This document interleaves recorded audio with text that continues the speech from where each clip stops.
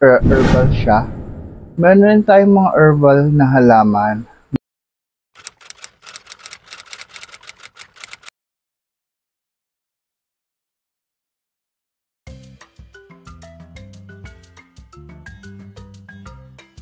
Hi guys, so ito naman ako si Abby. Maraming salamat sa pagsama sa aking vlog. May susubukan na naman tayong alagang halaman. This time, herbal siya. Meron rin tayong mga herbal na halaman. Meron tayong oregano, basil, mint. Nag-try din ako before lavender, kaya lang hindi tayo pinalad. Twice ako nag-try bumuhay, but hindi siya nagta-thrive. So if you have some suggestion properly how to properly take care ng on how to properly take care ng lavender na halaman, please let me know. So this time, ang susubukan naman nating alagaan is tarragon. Yan. So ang actually may bulaklak na siya, oh. Kulay yellow yung flower niya. Speaking of flower, ang tarragon is kamag-anak siya ng mga sunflower. Sabagay, itong ang halos kamukha ng sunflower. And good source ang tarragon ng potassium. So tulad ng saging, source din siya ng potassium. Vitamin K. Letter K sa periodic table of element. So good daw siya, at yung mga medicinal value niya, though no scientific evidence to support, pero ito yung people believe na nakakatulong siya indigestion or dyspepsia, poor appetite, nakakapagpagana daw kumain. So speaking of kain, hinahalo din sa pagkain. Herb siya, tapos herbal.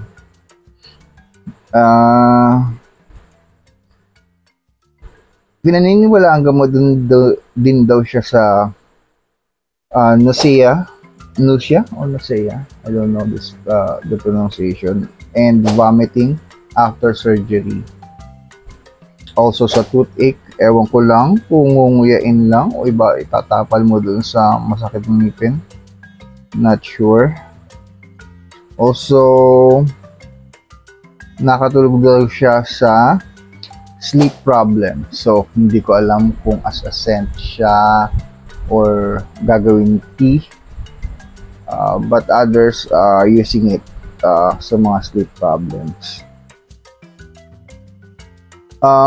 Also, aside for being herbal at panghalo sa pagkain, yung yung fragrance niya hinahalo daw sa mga sabon at cosmetics.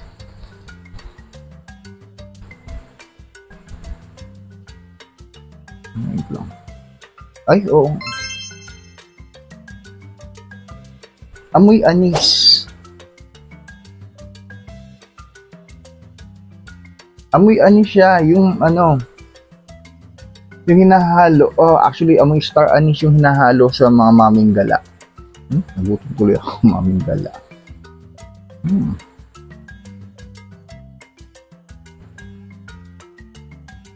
Okay, tapos ito daw fresh na dahon na to. Tumatagal siya as long as balutin mo lang sa damp paper, tapos airtight. Pwede siya tumagal sa ref ng 45 days. Tapos yung dried leaf naman daw, as long as sealed yung container, tapos nasa cool and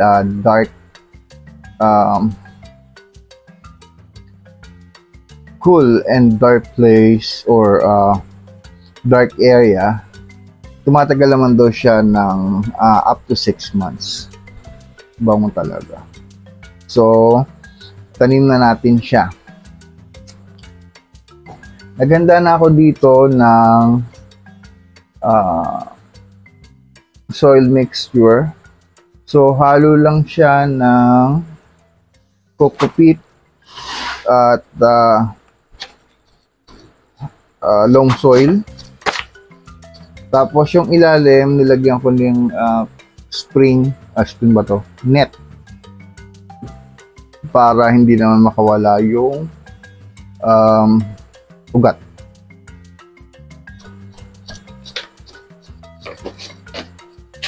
So, naglagay na muna ako ng mga around 1/4 ng soil mixture natin. Tapos, meron ako dito Osmocoat. Haluan na rin natin.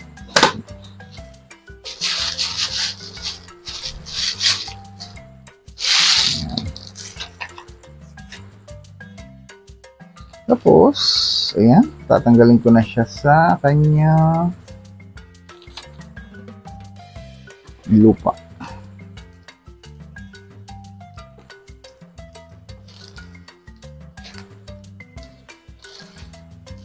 Hindi ko na masyadong i-disturb yung lupa niya. Sasama ko na rin dito.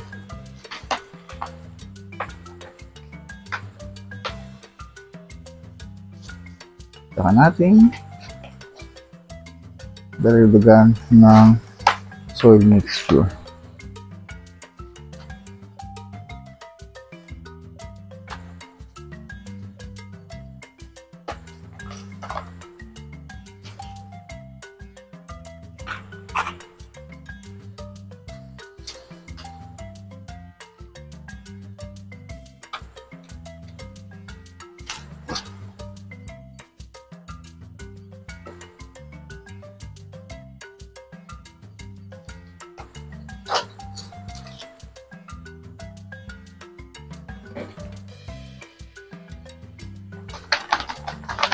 Munting tapik-tapik para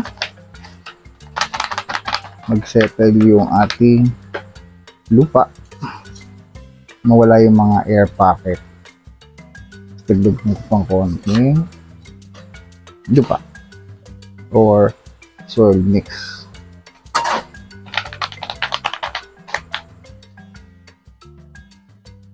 Okay, so since bagong lipat lang siya, shaded area lang muna ulit siya.